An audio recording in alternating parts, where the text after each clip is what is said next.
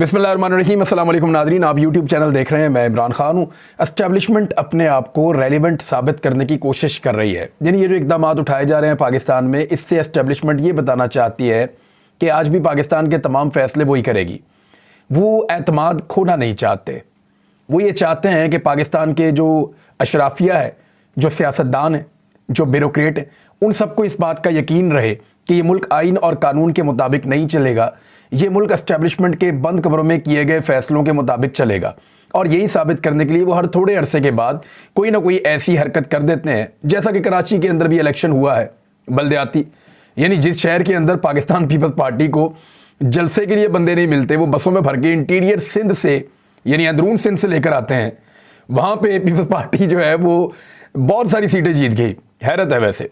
और अभी मोहसिन नकवी की जो निगरान वज़ीर आला के तौर पे तैनाती, ये भी एस्टेब्लिशमेंट का एक फ़ैसला है। और जो दोनों नाम दिए पीडीएम ने, बड़े मुतनाज़ नाम थे। पीडीएम के अपने जो सहाफ़ी हैं, उनके करीबी लोग हैं, वो सारे के सारे लोग यही कह रहे हैं कि ये फ़ैसला गलत हुआ है। ज़्यादातर लोगों को अब पसंद नहीं है। अब समझ आ रही है सबको कि ये एक्चुअली नाइंसाफ़ी का भी एक लेवल होता है। ये उससे ज़्यादा बड़ी हुई बात उनको दिखाई दे रही है। पाकिस्तान चलाने वालों ने पाकिस्तान की हालत ये कर दी है कि इस वक्त जब मैं आपसे बातचीत कर रहा हूँ, तो ये हम जनरेटर ऑन करके, बिजली पैदा करके, तो उसमें ये लाइटें चला के आपके साथ मैं मुखातिब हूँ। और पूरे पाकिस्तान के अंदर एक ब्रेकडाउन है। पूरे पाकिस्तान की बिजली बंद हो गई है। 1 जनवरी को ख्वाजा आसिफ ने कहा था एक टीवी प्रोग्राम के अंदर कि पाकिस्तान पूरा ब्रेकडाउन हो जाएगा और ये हो जाएगा और वो हो जाएगा, हमें बड़े पैसे बचाने पड़ेंगे, टैक्सेस, मुश्किल फ़ैसले, पता नहीं क्या कुछ वो कह रहे थे। तो उसके बाद पूरा मुल्क जो है वो ब्रेकडाउन हो गया, हमने देखा अचानक। और ये सूरत जनवरी में उन्होंने कहा, अभी शुरू में चंद दिन हुए और अभी ये कार्रवाई हो भी गई। ब्रेकडाउन हुआ क्या और कैसे हुआ, इसके बारे में सोर्सेज मुख्तलिफ बातें कर रहे हैं। यानी पूरे पाकिस्तान के अंदर अब जब मैं बात कर रहा हूँ तो लगभग 10:30-11 घंटे हो गए हैं कि पाकिस्तान में बिजली नहीं आ रही। और अभी भी कहा जा रहा है कि 8-10 घंटे मजीद लग जाएंगे सारा सिस्टम बहाल होने में। देखिए, ये टेक्निकल फॉल्ट है, वो किसी के दौर में भी आ सकता है। इमरान खान के दौर में भी आ सकता है, नवाज शरीफ के दौर में भी आ सकता है, अभी ये पीडीएम के दौर में भी आ सकता है। तो किसी के दौर में भी टेक्निकल फॉल्ट आ सकता है, डिक्टेटरशिप में भी आ सकता है। लेकिन ये जो और खबरें आ रही हैं, ये बहुत अजीब हैं और वो मैं आपसे शेयर कर देता हूं।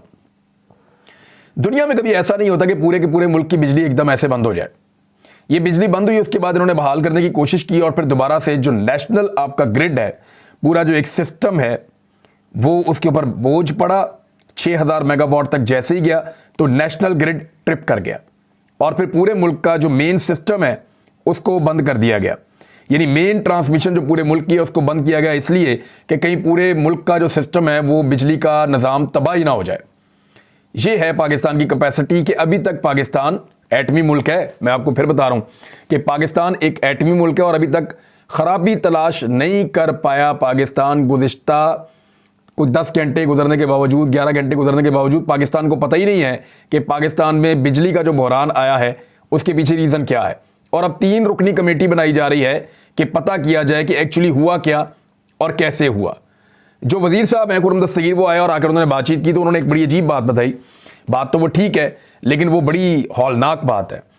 उन्होंने कहा कि सिस्टम को ऑन करने के लिए भी बिजली की ज़रूरत होती है। जब आपने बिजली बनाने वाला सिस्टम ऑन करना हो तो आपको बिजली की ज़रूरत होती है और उस बिजली की दस्तयाबी के लिए कोशिश की जा रही है। यानी गाड़ी को आपने स्टार्ट करना हो तो आपको एक बैटरी छोटी सी गाड़ी में लगी होती है, आप सेल्फ मारते हैं तो वो बैटरी पावर देती है, गाड़ी स्टार्ट हो जाती है। उसके बाद गाड़ी अपनी एनर्जी खुद जनरेट करती है और चलती रहती है। वो जो छोटी बैटरी पावर देती है वो वाली पावर इनके पास नहीं है सिस्टम को चलाने के लिए। उसको मैनेज करने की कोशिश कर रहे हैं। पाकिस्तान एक एटमी मुल्क है और ये तमाम चीज़ें ज़्यादातर पाकिस्तान के दिफाई इदारों के पास हैं। यानी सिविलियंस तो नाम के ही साथ जुड़े हुए हैं, ज़्यादातर चीज़ें जो हैं वो उसको जानते हैं, वो सिस्टम को समझते हैं, उनको पता है। लेकिन बड़ी बदकिस्मती है कि पाकिस्तान जैसा मुल्क, 22 करोड़ की आबादी है, पाकिस्तान एक एटमी मुल्क है और दुनिया की तमाम फैसिलिटीज़ यहाँ पे हैं, दुनिया के बेहतरीन दरिया यहाँ पे बहते हैं। इसके बावजूद हमारे यहाँ पे बिजली का इतना बड़ा ब्रेकडाउन आया है। कुछ सोर्सेज ये बता रहे हैं कि ये हुआ क्या। वो ये कह रहे हैं कि हुआ ये है कि एक तो पाकिस्तान ने कभी भी तवज्जो नहीं दी अपने जो ट्रांसमिशन लाइंस हैं, जो पूरा सिस्टम है उसको अपग्रेड करने के लिए। हमेशा कमेटियां बना देते हैं लेकिन अपग्रेडेशन नहीं होती। उसको बेहतर नहीं करते। पहली मरतबा बेहतरी के काम के ऊपर तवज्जो जब भी दी गई तो वो पहली मरतबा ही दी गई और फिर वो ख़त्म हो गई। तो एक तो ये प्रॉब्लम है पाकिस्तान का बहुत बड़ा, और दूसरा प्रॉब्लम ये है कि बिजली अब बहुत महंगी बनती है। पाकिस्तान के पास उतनी मिकदार में फ्यूल की दस्तयाबी नहीं है, क्योंकि पाकिस्तान के पास डॉलर्स की किल्लत है। पाकिस्तान बाहर से जो है वो अरेंज नहीं कर पा रहा प्लांट्स को देने के लिए पेट्रोलियम और गैस, यानी अगर वो प्लांट्स को मुहैया करेगा तभी वो बिजली बनाएंगे ना, और वो बिजली बहुत महंगी बनती है, और वो महंगी बिजली अफोर्ड भी पाकिस्तान नहीं कर सकता। तो डॉलर्स है नहीं, बाहर से इंपोर्ट कर नहीं पा रहे। तो कुछ लोग ये कह रहे हैं कि उसकी जो किल्लत है, उस किल्लत की वजह से ये बिजली की एक इतनी बड़ी प्रॉब्लम पाकिस्तान में बनी है। इन महीनों में आज तक पाकिस्तान हमेशा ये कोशिश करता आया है कि जो पाकिस्तान के पन बिजली के मंसूबे हैं या हाइड्रल मंसूबे हैं, जब डैम्स से बिजली बनती है, वहाँ डैम्स के अंदर पानी जमा किया गया होता है, मुश्किल तरीन हालात के अंदर उस पानी को इस्तेमाल करने के लिए बचाया गया होता है। और आने वाले महीनों में पाकिस्तान को इस पानी की ज़रूरत पड़ेगी जब तक बारिशें नहीं हो जाती। तो पाकिस्तान इन महीनों में, सर्दियों में, डैम के पानी को बचा कर रखता है और उससे बिजली कभी पैदा नहीं करता। लेकिन अब मंगला से बिजली पैदा करने का फैसला किया गया है, मंगला से पैदावार शुरू की जा रही है। ये बता रहा है कि सिस्टम किस हद तक नाकस हो चुका है, नाकारा हो चुका है, और रवायती पॉलिटिकल पार्टीज़ की तरह पाकिस्तान का सिस्टम भी पूरा का पूरा बैठा हुआ है। इसी माहौल में एक खबर और आती है, और ख़बर यह है कि स्टेट बैंक ने शरह सूद में 1% का मज़ीद इजाफा कर दिया। यानी ताजरों की मुश्किलात में इजाफा, कारोबारी हजरात की मुश्किलात में इजाफा, सनतकारों की मुश्किलात में इजाफा, और अभी टैक्सेस मज़ीद लगेंगे। ये उसी का हिस्सा है। यानी जो IMF कह रहा है उसी अंदाज से ये चल रहे हैं। अभी बिजली को लगभग कोई 50% के करीब मज़ीद महंगा किया जाएगा। पहले ही कई गुना महंगी की जा चुकी है बिजली, अभी मज़ीद महंगी बिजली की जाएगी। और उसके बाद फिर गैस की कीमत को भी दुगना करने का एक प्लान है कि उसको भी दुगना किया जाएगा। पेट्रोलियम मसनूआत के ऊपर भी मज़ीद लेवी लगाई जाएगी। तो ये सारी चीज़ें पाकिस्तान की कौम को आने वाले दिनों में बर्दाश्त करनी पड़ेंगी, और इसी माहौल में पाकिस्तान एक इंतखाबात की तरफ जाएगा। जो मेरे पास इंफॉर्मेशन है वो ये है कि पाकिस्तान तहरीक इंसाफ ने मोहसिन नकवी की तैनाती को बुरी तरह मुस्तरद कर दिया है। वो इसको नहीं मानते, और सुप्रीम कोर्ट ऑफ पाकिस्तान का एक फैसला भी है कि नैब जदगान या जो प्ली बार्गेन कर लेते हैं नैब से, उनको सरकारी ओहदे नहीं मिल सकते और वो अवामी ओहदों के ऊपर नहीं बैठ सकते। अगर आपने प्ली बार्गेन की है, नैब के साथ डील कर ली है, आपने उनको पैसा दे दिया है और ये तस्लीम कर लिया है कि आपने पैसा खाया था, आप अपना पैसा वापस लीजिए, मुझे माफ़ कीजिए, तो ऐसा बंदा जो है वो सरकारी ओहदों के लिए अहल नहीं रह सकता। हाँ, पाकिस्तान के अंदर अपना कारोबार करे, अपना बिजनेस करे, लेकिन वो सरकारी ओहदे के ऊपर आकर बैठ गए हैं नैब से प्ली बार्गेन करने के बावजूद। तो ये एक कानूनी नुक्ता है जिसको उठाया जा सकता है अदालत के अंदर, लेकिन पाकिस्तान तहरीक इंसाफ ने इसको मुस्तरद किया है, और इसके ऊपर जो है मेरी इंफॉर्मेशन के मुताबिक वो रद्द अमल भी देंगे आने वाले दिनों में, और अपने लोगों को तैयार भी करेंगे कि उनके एक दुश्मन को बनाया गया है वज़ीर आला पंजाब, और उस दुश्मन की मौजूदगी में कैसे पाकिस्तान तहरीक इंसाफ और उसके वर्कर्स इलेक्शन लड़ेंगे, कितनी तैयारी करेंगे। लगभग 2-2.5 लाख नौजवानों को इन्हें तैयार करना पड़ेगा पूरे पंजाब के अंदर, जो हर ज़िले के अंदर मौजूद रहें, हर पोलिंग स्टेशन के ऊपर मौजूद रहें, और वो इंतखाबात के अंदर धांधली को रोकने की तमाम कोशिशें करें। अब मामला नकीबुल्लाह महसूद साहब का भी मैं जिक्र कर दूँ। नकीबुल्लाह महसूद मरहूम, इसको शहीद कर दिया गया था कराची के अंदर दीगर कुछ लोगों के साथ, और उस वक्त राव अनवार ने ये कहा था कि ये तालिबान है और मैंने तालिबान को मारा है। राव अनवार जो है वो उसके ऊपर इसका मुकदमा भी बना था और ये मामला आगे भी चला था, लेकिन अदालत में 5 साल केस चलने के बाद आज राव अनवार भी बाइज्जत बरी हो गए। राव अनवार को भी बाइज्जत बरी कर दिया गया, और जो बाकी लोग भी इसके अंदर शरीके जुर्म पुलिस वाले करार पाए थे वो सारे के सारे बाइज्जत बरी कर दिए गए। तो इस्तेदाद दहशतगर्दी की अदालत ने 14 जनवरी को केस का फैसला महफूज किया था, और इसकी समाअत मुकम्मल होने में 5 साल लगे थे। राव अनवार कौन है? राव अनवार जो है वो एक आसिफ अली जरदारी साहब का बहुत लाडला शख्स है, पाकिस्तान की एस्टेब्लिशमेंट का बहुत लाडला शख्स है, और ये पुलिस मुकाबलों का माहिर है। कराची के अंदर इस शख्स ने बहुत सारे पुलिस मुकाबले किए हैं और बड़े ज़बरदस्त पुलिस मुकाबले किए हैं, और क्रिमिनल्स को भी मारा है और ऐसे लोगों को भी मुबैना तौर पे मारा है जो मासूम थे, जैसा कि ये नकीबुल्लाह महसूद वाला मामला था। ये जनूबी वज़ीरिस्तान से ताल्लुक़ रखता था, मॉडल था नकीबुल्लाह महसूद। ये कराची में रहते थे, इनकी बेटियां भी हैं, और इनके वालिद जो है वो इस केस के मुद्दई थे, लेकिन इनके वालिद का इंतकाल हो गया इंसाफ तलाश करते करते, और आज इंसाफ ये हुआ कि जितने लोगों ने मारा था वो सब के सब जो हैं वो बाइज्जत बरी हो गए। साबिक एसएसपी राव अनवार और उनके करीबन 2 दर्जन मातहतों के खिलाफ 13 जनवरी 2018 को नकीबुल्ला और दीगर 3 अफराद को तालिबान अस्करियत पसंद करार देकर जाली पुलिस मुकाबले में कत्ल करने का मुकदमा दर्ज किया गया था।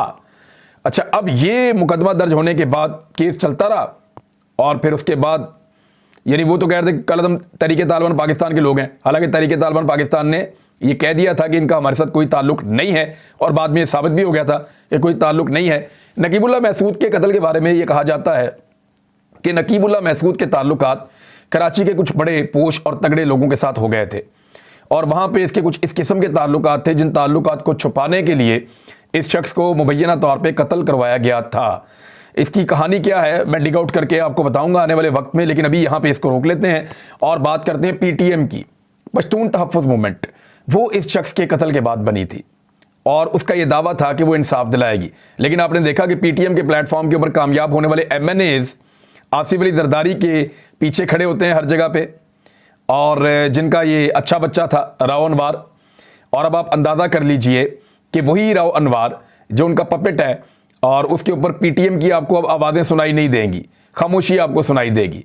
वो जमात जो इस आदमी के कत्ल के बाद वजूद में आई थी और उन्होंने बहुत सारे पश्तूनों को इकट्ठा किया था, लेकिन ऐसा लगता है कि वो इनके इस केस को भूल गई है और इस केस से उन्होंने अपने आप को ऐसा लगता है कि दूर कर लिया है।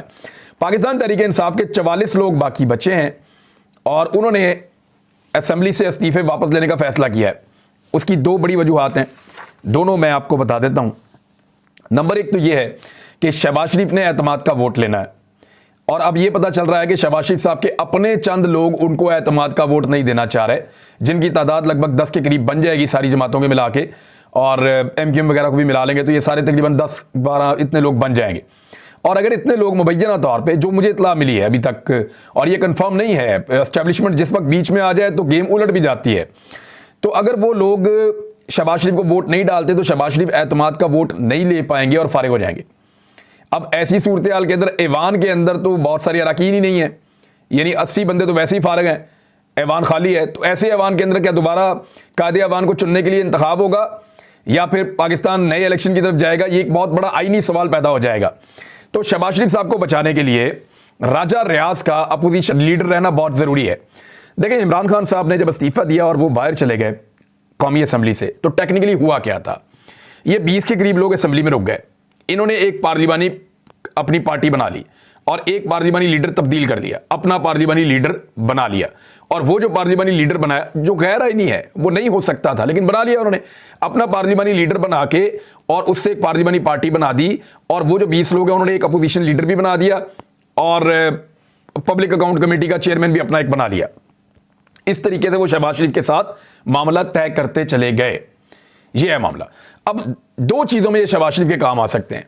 एक, जब निगरान हुकूमत बनाई जाएगी तो राजा रियाज और शहबाज शरीफ बैठकर फैसला कर लेंगे और इमरान खान का उसमें कुछ लेना देना नहीं होगा। और दूसरी चीज़ क्या है, दूसरी चीज़ ज़्यादा इंपॉर्टेंट है, वो ये है कि शहबाज शरीफ जब एतमाद का वोट लेने के लिए जाएंगे और जब उन्हें पता चलेगा कि उनके 10, 12, 15 लोग कम हैं और वो फारिग होने वाले हैं, तो राजा रियाज ये जो पार्टी है, ये अपनी पार्लिमानी पार्टी इस बात को अलाउ करेगी कि चल के वोट दे देते हैं शहबाज शरीफ को, और फिर ये शहबाज शरीफ को वोट दे देंगे। और सुप्रीम कोर्ट के फैसले के मुताबिक, क्योंकि पार्लिमानी पार्टी कह चुकी होगी, पार्लिमानी लीडर कह चुका होगा, लिहाजा उसके मुताबिक इनको वोट देने पड़ेंगे। जब ये वोट देंगे तो फिर ये ना अहल नहीं होंगे, ना ये डी सीट होंगे, और इनका वोट भी काउंट हो जाएगा। तो इस चीज से बचने के लिए इमरान खान साहब चाहते हैं कि अब उनका अपोजिशन लीडर वहां पे हो और पार्लिमानी लीडर जो है वो मुनहरिफ अराकीन के अंदर से ना हो, बल्कि पाकिस्तान तहरीक इंसाफ के अंदर से हो, जो इमरान खान साहब के साथ मुखलिस हैं जो लोग। और अगर उनके अंदर से होगा और इमरान खान साहब कहेंगे कि चलो भी चल के अब एतमाद का वोट लीजिए, सदर पाकिस्तान कहते हैं शहबाज शरीफ को, तो पाकिस्तान तहरीक इंसाफ का पार्लिमानी लीडर जो बनेगा नया, वो ये ऑर्डर करेगा कि कोई शख्स पाकिस्तान तहरीक इंसाफ का शहबाज शरीफ को एतमाद का वोट नहीं देगा। जब वो ये हुक्म दे देगा तो फिर राजा रियाज वगैरह भी नहीं दे पाएंगे, और अगर वो देंगे तो ऑटोमेटिकली डी सीट हो जाएंगे और उनका वोट काउंट भी नहीं होगा, क्योंकि सुप्रीम कोर्ट ऑफ पाकिस्तान इसके बारे में पहले ही फैसला कर चुकी है। तो ये वाला दूसरा एक टेक्निकल रीजन है जिस